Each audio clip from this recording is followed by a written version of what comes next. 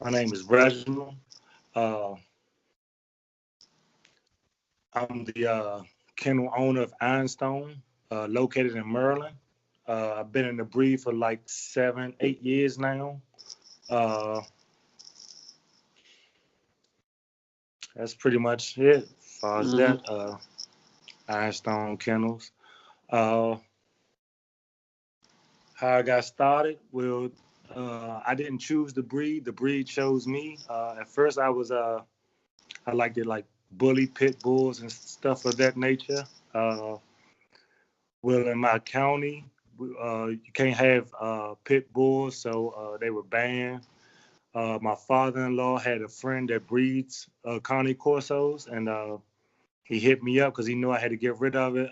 One of my dogs, and actually he gave me the dog with paperwork and everything, and he got me on my way. Mm-hmm. Well, at first, not knowing too much about it, it was just size. Really, I was just excited about the size, and then I started researching and digging deeper into the breed and just really learning more about it.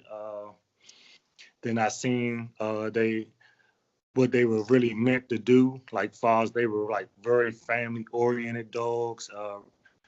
Like really love to take care of their family. Like they love to please the owner. So Mm-hmm. everything I got into with my dogs. I started off with one, then I bought two. Now I got about 12. So uh, just just just that, just how they are. Just with my family, with my kids, more than anything. Uh, that's what attracted me to them, and I've been on a journey ever since. With the Connie Corso, I've seen that they they protect, they herd. I mean, it's really nothing they can't do if you don't teach them. This is Mm-hmm. my opinion. A lot of this stuff is opinion based with the Connie Corso. Mm-hmm. Uh, I think it's a very, very complicated breed. Mm-hmm.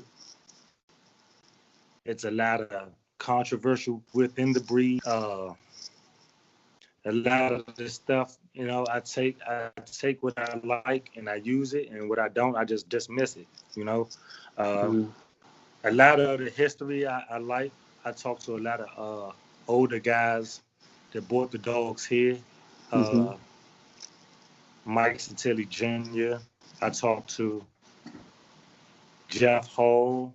Uh, I got a few guys in Italy that I talked to. Well, Kenneth James, very, very informative guy. Kenneth James and Sonny Rose. Sonny's in the UK, but they kennel partners. In the past 8 months, I have learned a ton of stuff from them guys. They on it, Mm-hmm. and they've been helping me along the way. So Mm-hmm. I wanted to shout them guys out because they doing anything but the dog. Well, the dog originated in Italy, Naples, the countryside, and stuff like that. The dogs were used for guardian protection of the livestock over there. There was a lot of different types. That's why today you probably see different looks of the Connie Corso because the farmers created the dogs to do certain tasks on their farms. So that's why you may have some bigger, some smaller, just a lot of different things. There was a lot of dishonest stuff going on after the dogs got very popular. They was trying to produce mass because the United States was really into the dogs. So, but it was just maybe I don't want to say that because I don't want to offend no one, but it was just a lot of stuff going on. People were just trying to produce dogs for the money, Mm-hmm. and a lot of it got messed up or whatnot. But you kept it was quite a few guys that kept the dogs very traditional, true to type, and stuff like that. It's just you got to be very careful when you pick the dogs. I would say. Mm-hmm. Right. Not saying they're not Connie Corso, but they were just bred. Some of them was bred tight, kind of differently. open. I mean, I'm very open minded. I listen to everyone's opinions, and and I do my own research and I read. And like in the 40s and 50s, the Neapolitan Mastiff. Back then in the Connie Corso, I feel as though it was the same dog.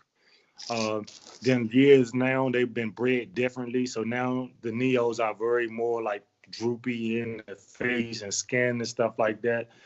But at one point in time, I believe those were the same dogs. And it just bred differently now. Mm-hmm. But definitely the same dog.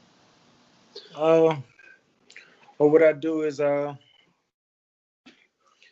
do a lot of select breeding. I have kennel partners, Mr. Dion Tufkey and another partner of ours, Tim, which we each have about 4 or 5 dogs on our yard. And if we produce a litter, we'll use one of the best pups and raise that one up on his yard. And I'll keep one and raise it up and see. And we'll learn the different things about the dog. And if we feel as though they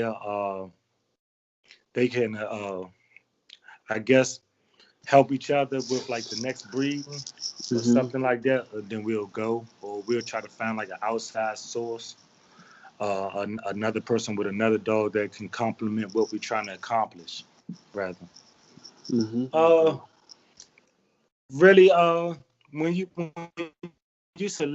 do a lot of select breedings, sometimes you may come up with a few different looks. Because it's not really considered. It's a bloodline, but it's not a bloodline. If you really want a consistent looking dog, that's when you go about line breeding and inbreeding to lock that trait and lock that look in.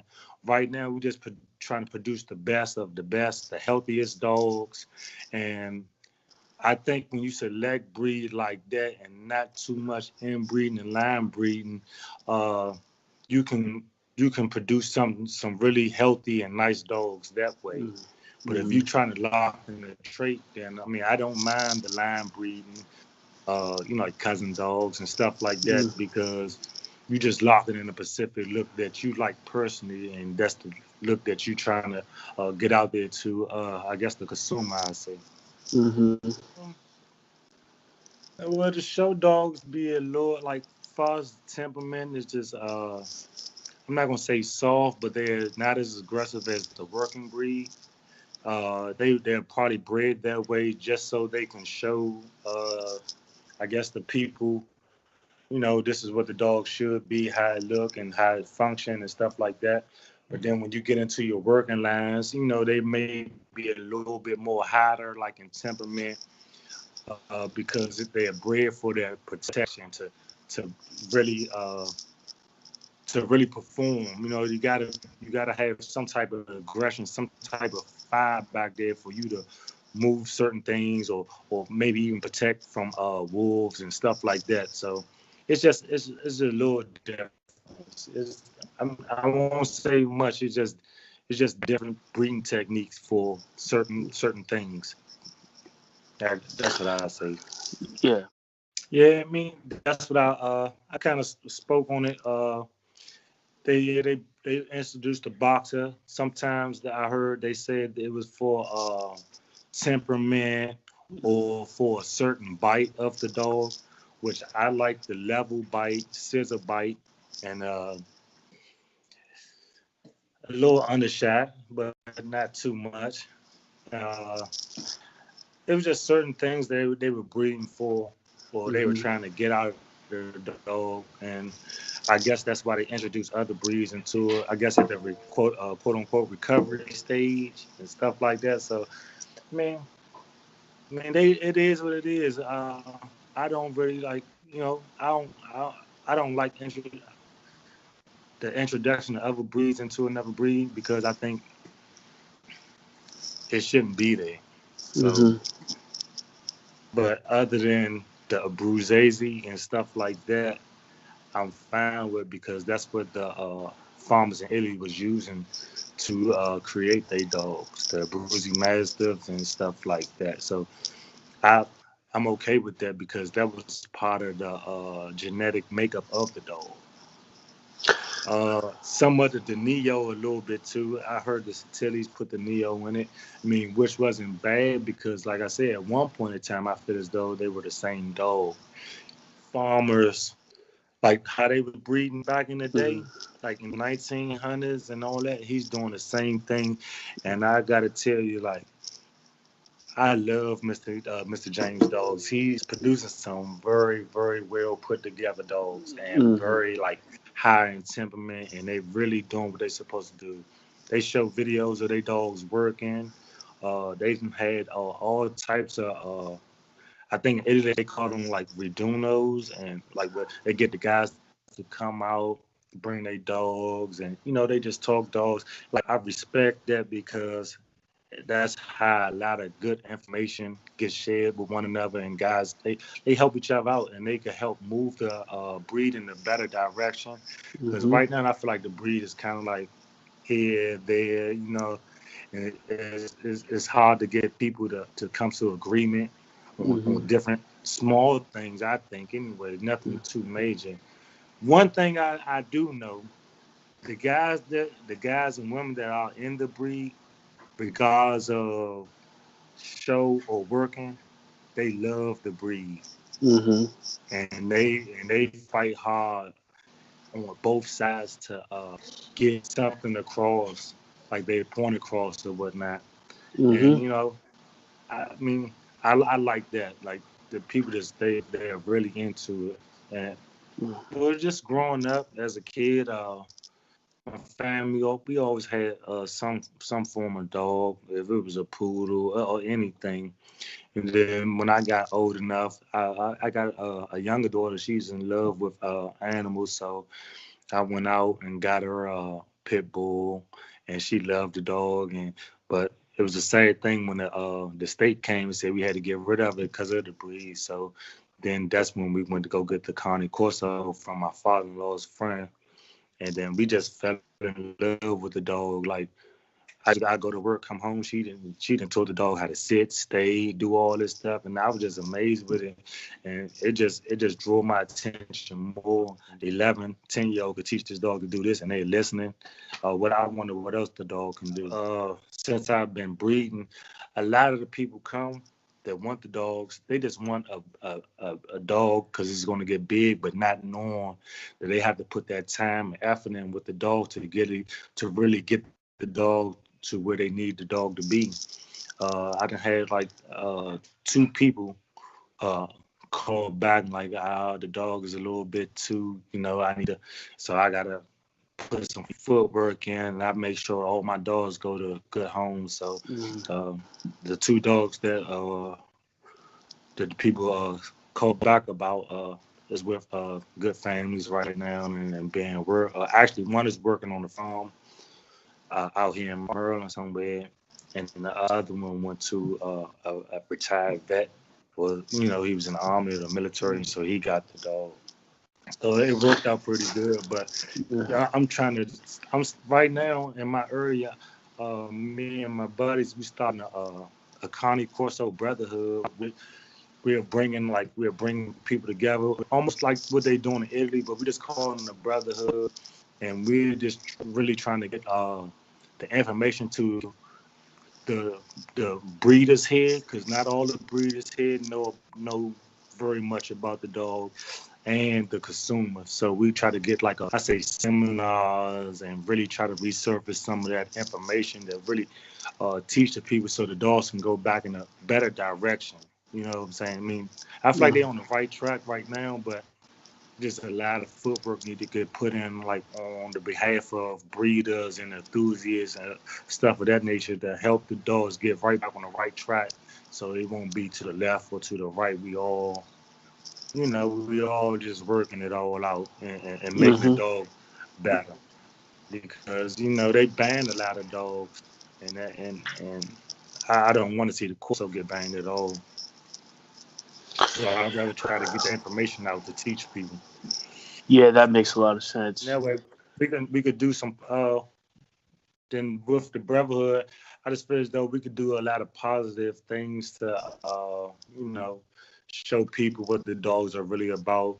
Maybe we do some, not really too much showing, but like fun little exercises or get you. We have certain trainers there with us. If you want to get your dog trained, and they'll just give that information out and help the next person just to take the breed in a positive direction.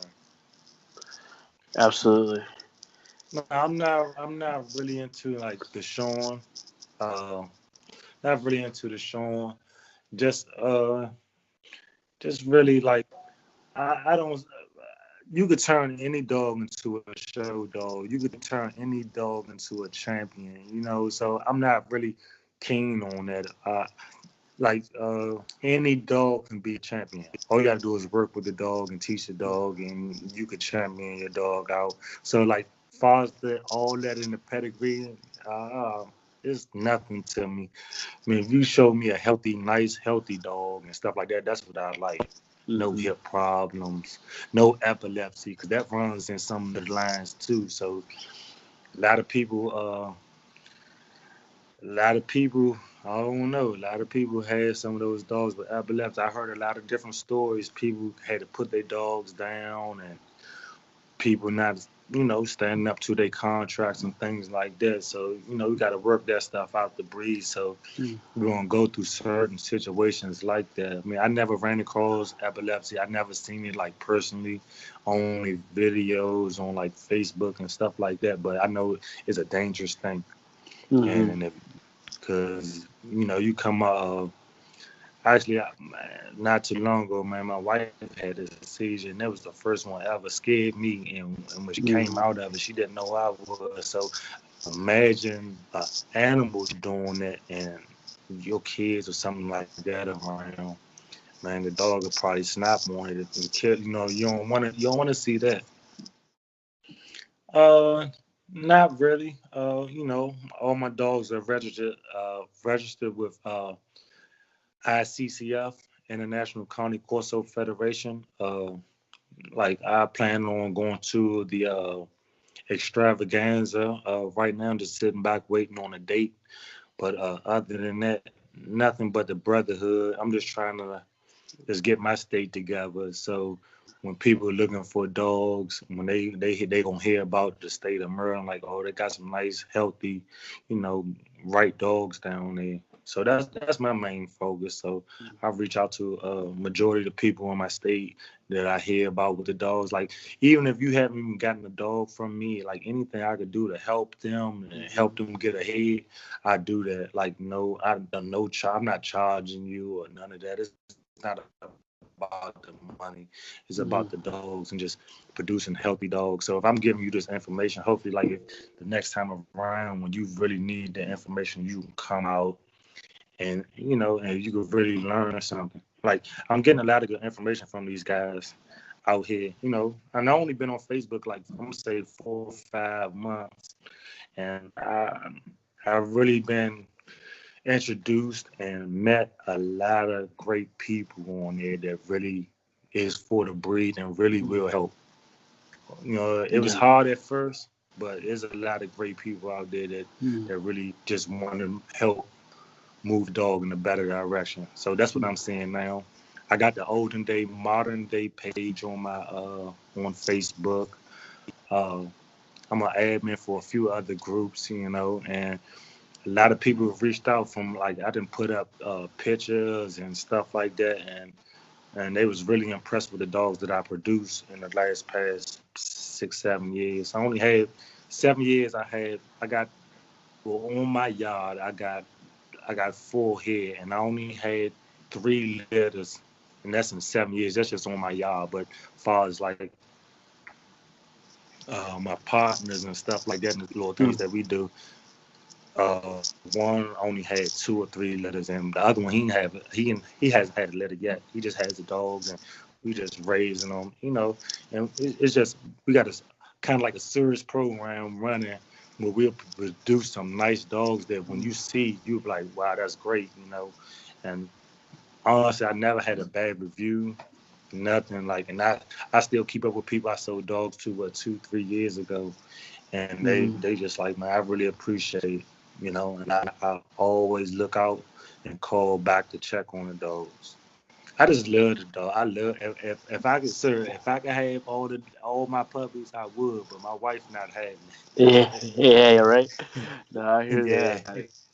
Yeah, yeah. Like the height of the dogs, it would be like 25 to 27.5 inches, and that's for the male. And Mm-hmm. for the females, it would be 23.5 to 26 inches, and weight is proportional to height, which is, if you had, if you got over 180, I think 180 is a little slight too big for a Corso. Corso needs to be able to move and and and and and function properly. If you got a lot of weight on you, you're not going to be able to do so much, and you might tire out fast especially when they out there on the farms and they watching over the cattle and stuff like that. You got to have some type of size and stamina so you can perform properly without getting nothing killed or nothing hurt by, I guess outside stuff, as far as like wolves or maybe even thieves and stuff like that. Well, Mm-hmm. that was back then. It kind of changed now because we up there in town, but that was back then, and probably still to this day. Some people still work with dogs, and your dog's got to be functional and be able to move. A male, at least one fit, like you could be 150 and still be great. 150, Mm-hmm. 155, something like that. Females, 125, 110 to 125, 135. Well, one of my females, she was up there and she was about 140, but she moved. She's a big one. She was a big one. Yeah. Yeah. I love the female dog over the male dog anyway because the female she does a lot of good things for the dogs or for the pups really like when she welcome the pups she does a lot and she teaches them a lot and she imprints and show them and guide. It's just something about the female. Like she really get the pups and get them to where they need to be. And which is the male. The male is just really, I say, like a show. You walking down the street with your dog, you walking, he's just big and mastery, but that's all he is. You know what I mean? He do his protection part on the front and he protects, but the female on the back end, she delivers the pups. She carried the pups for 63, 64 days. She does all this stuff, take care of them, get them all together, cleaned up, showing them what's right and wrong, and that takes a lot on her, but she does it, which I love that because everything they learn is really from her. Nothing the father has done. All the father do is he just helps make them, and that's it. But Mm-hmm. the mom does everything. The bitch does everything. Yeah. Where I live, we got like big open fields and trails. I take them back there and let them like build up their prey drive. Like they may see foxes, vultures, they might deer, and I let them out, and we out there in the woods, and I let them chase little stuff around just to you know, keep them fit and active, and to know what they really supposed to be doing, and nothing like we're not killing anything or nothing like that. I just let them chase them, get a little fun in for a little while, call them back. I mean, I got a YouTube channel too, and I got them out there running around some. I just showed certain things, different things and stuff like that, but nothing. It's more family. I'm more of a family man, so I guess I produce very good, I say good, great quality pets that you could turn into show, protection, or whatnot. It's all on the time that you put in with your dog that what you can turn your. Mm-hmm. Yes, sir, absolutely. Like I say, my daughter was doing all like majority of telling me, show them how to sit, stay, Mm-hmm. lay, all that. But as far as like just like on the protection wise, they just does that on their own. Like, it's nothing that I put into them. They just, I feel as though if you bond with your dog and do all this different things with your dog, that they gonna take care of you. So if you doing right by the dog's definitely gonna do right by you with no questions asked, like Mm-hmm. nothing, you know. Mm-hmm. Yeah, I definitely love to get a Italian dog, import him. Actually, I'm working on it. I'm kind of like on the waiting list. Like I say, I've been dealing with Mr. Kenneth James and Sonny Rose. They definitely got me on the list. You know, they do a lot of checking, background checking, and stuff like that for to make sure that you know that you fit to have one of their dogs. So I guess I passed. You know, the guys they like me, so I'm just waiting on my moment. Oh, that'd be cool. I definitely like to see that. Yes, Yeah, sir. yeah. Do you plan on using it in your breeding program, or is it just a? Oh, absolutely. I'm not gonna get it Yeah, just to show. I definitely want to get that Italian blood over here and just yeah. add it to what I have. I mean, some of my pets, you'll see, I had a few Italian dogs already in there. If I just get that back to the forefront of my pets and for them type and for them temperaments that they have, which would be great for my program. So yeah, I definitely would love to add that Italian blood back to my program and Mm-hmm. keep it very relevant because I just feel like when you picking a dog, you got to do your research and really deal with true enthusiasts, so they you know uh I do both. I do raw and I do kibble. Like I do one of my partners, we call him the nutritionist. He do very special blends for us and put together for our dogs. I think the raw diet is the best diet, but sometimes bills and stuff get in the way, so then you'll have to do pretty much kibble, and I feed kibble to my dogs. I try to the best ones for the coats and teeth and stuff like that. But the raw do most. I also add colostrum and ghost milk to my adult dogs, so that helps out. Colostrum helps out with a whole lot, far like bones, just different things with the dog. It helps them stay very healthy. That colostrum is a great thing. It's a great tool to have. Mm-hmm. Mm-hmm.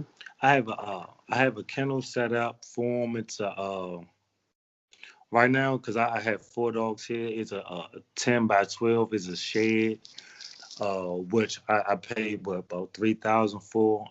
I got the inside insulated. I got windows. I need to go down there and buy me a AC unit and stuff like that. And I'm working the electric off the generator and stuff like that. And I whelp the puppies in the house, in my basement, in my laundry room. I introduced the pups to raw at 4 weeks. I Mm-hmm. give them ground beef or ground chicken, colostrum, a lot of different little things, carrots. I Mm-hmm. mix it all in there, and they love it. Uh, I give my customers like 72 hours to take the dogs to the vet to make sure that the puppy's in good health and stuff like that. Come if he wasn't, I'll basically give you money back or what. But I never had an issue. Actually, my last litter, every single veterinarian sent me a great review. A great Awesome. review, like man, the he was healthy. So I mean, I put pride and time into it. I want Mm. people to get nice, healthy dogs and stuff like that. Yeah, absolutely. But well, like my daughter's here, so I keep my dogs out majority of the time. They run in the yard. They run my yard. I put them in the kennel only during rest time. Uh, Sometimes before if they stay out long enough at night, um, I tell my daughter that she don't have to really let them out until she get back from school about 1, 2 o'clock, and she'll let them out in the yard, make sure they fed, they ate, and stuff like that. And then I'll come home and do all the majority of the rest of the work. And that's pretty much like the routine. Like on the weekends, because I work, so on the weekends they out all day. I take them on nice walks. We always on a walk. I keep them on like nice nature walks. It's like I said, I got fields and trails here close to my house, so I always get them out either two at a time, unless we doing like a family thing, and each person get a dog to hold, and we just walk the trails with them. Spend time with them. They like the dogs really love us. So it's kind of a family affair with you guys. That's cool. Yes, sir. Yes, sir. Because the dogs are our family. Like we treat them no different. Yeah, that's awesome. Make sure we take care of. Yes, sir. Yeah. I mean, I just appreciate you having me. Yeah. Like none of the stuff that I said today was factual. I mean, all my opinion of how I feel about the breed and things of that nature. And like, I don't consider myself an expert. I feel like each day I learn new things about the breed, and then